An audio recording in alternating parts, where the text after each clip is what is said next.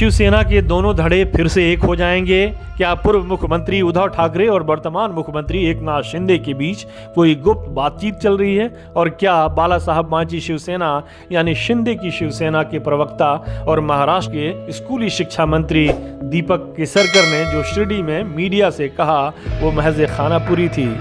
ख्याल रहे कि दीपक केसरकर ने शिरडी में कहा था कि अगर शिवसेना बाला साहब ठाकरे के प्रमुख उद्धव ठाकरे ये समझने के लिए आत्मविश्लेषण करते हैं कि वास्तव में उनके विधायकों के पार्टी से निकलने के क्या कारण थे, तो इससे दोनों पक्षों के बीच कड़वाहट कम करने और उनके पुनः एकीकरण में मदद मिलेगी। केसरकर से जब शिवसेना के विभाजन के बारे में पूछा गया तो उन्होंने कहा कि बाला साहब ठाकरे के विचारों के लिए लड़ने वाले शिवसेना को आसानी से नहीं छोड़ सकते। जरूर कुछ बड़ा हुआ होगा जिसके चलते विधायकों को बाहर जाना पड़ा। अब जबकि मैं आत्मविश्लेषण कर रहा हूं, हमारे पूर्व पार्टी अध्यक्ष यानी उद्धव ठाकरे को भी आत्मविश्लेषण करना चाहिए कि वास्तव में ऐसा क्या हुआ जिसके कारण इतने सारे विधायक पार्टी से निकल गए। अगर उद्धव ठाकरे आत्ममंथन करें तो शिवसेना को दोबारा एकजुट करने में देर नहीं लगेगी। सूत्रों के हवाले से छपी खबर के मुताबिक महाराष्ट्र विधान परिषद के उपसभापति नीलम गोरे के चैम्बर में उद्धव ठाकरे और दीपक केसरकर की मुलाकात हो गई थी। ठाकरे ने केसरकर से पूछा कि हमने आपका क्या बिगाड़ा है, आप लोगों को क्या कुछ नहीं दिया, इसके बाद भी आप लोग हमारे खिलाफ जांच करा रहे हैं, हमारे ऑफिस कब्जे में ले रहे हैं। इस पर दीपक केसरकर बिना कोई जवाब दिए निकल गए थे। केसरकर पहले भी कह चुके हैं कि उद्धव ठाकरे महाविकास अघाड़ी सरकार से इस्तीफा देकर भाजपा के साथ वापस जाना चाहते थे, लेकिन सुशांत सिंह राजपूत की खुदकुशी मामले में भाजपा नेता नारायण राणे ने आदित्य ठाकरे को बदनाम करने की कोशिश की, जिसकी वजह से बात बिगड़ गई थी। केसरकर के बयान में कुछ बातें महत्वपूर्ण हैं। पहली, शिवसेना में एकीकरण की गुंजाइश है। दूसरी, उद्धव ठाकरे बाल ठाकरे की नीतियों से भटक गए थे। तीसरी, शिंदे ग्रुप में आत्ममंथन चल रही है। चौथी, कुछ परिस्थितियां बन गई थी जिनकी वजह से शिंदे को उद्धव ठाकरे से अलग होना पड़ा था।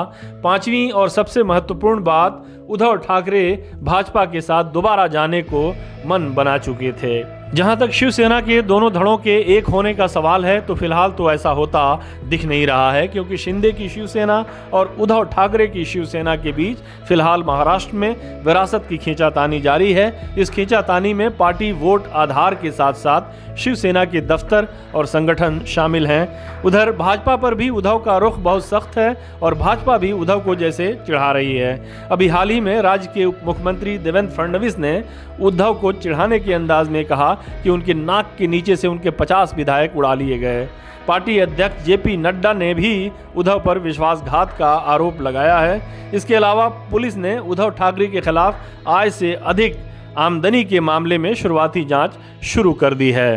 उद्धव ठाकरे भी भाजपा और शिंदे सरकार को घेरने का कोई मौका नहीं छोड़ रहे हैं, चाहे कर्नाटक के साथ सीमा विवाद हो या फिर शिंदे के खिलाफ भ्रष्टाचार के आरोप या उनकी पार्टी को तोड़ने की बात हो। वो हर मुद्दे पर सरकार और भाजपा को आड़े हाथों ले रहे हैं। वो कहते हैं कि उनके द्वारा खींची गई उनके पिता की तस्वीर को नकली पार्टी यानी शिंदे की शिवसेना द्वारा इस्तेमाल किया जा रहा है। उद्धव ठाकरे के दिल में अभी तक अपने विधायकों की बगावत की टीस बाकी है। वो कहते हैं कि लोकतंत्र में हम वोट देते हैं और हमारे वोट सूरत, गुवाहाटी और गोवा चले जाते हैं। शिंदे खेमे में इसलिए भी खलबली मची हुई है क्योंकि राज्य में बीजेपी का एक ग्रुप महाराष्ट्र में शिंदे को हटाकर देवेंद्र फडणवीस को मुख्यमंत्री बनाना चाहता है। अभी हाल ही में भाजपा के प्रदेश अध्यक्ष चंद्रशेखर बावनकुले ने कहा कि उनकी इच्छा है कि उनके अध्यक्ष रहते महाराष्ट्र में 2014 और 2019 का दौर वापस आ जाए, यानी देवेंद्र फडणवीस मुख्यमंत्री बन जाएं।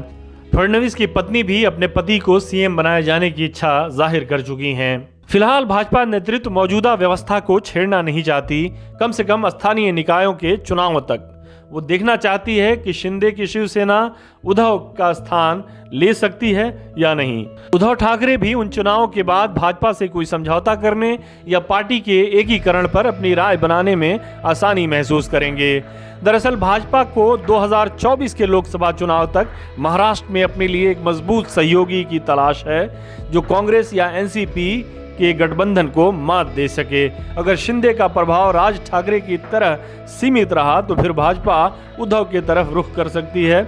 उद्धव ठाकरे भी स्थानीय निकाय के चुनाव में अपनी स्थिति का आकलन करने के बाद ही अपनी पार्टी के भविष्य का फैसला करेंगे। वह स्थानीय निकायों के चुनाव तक इसलिए रुकेंगे क्योंकि उनके पास इन चुनाव में हारने के लिए कुछ भी नहीं है। हमारे साथ जुड़ने के लिए आपका शुक्रिया। हमारा वीडियो पसंद आए तो इसे लाइक करें, हमारे चैनल को सब्सक्राइब करें और कमेंट बॉक्स में जाकर अपनी राय जरूर दें।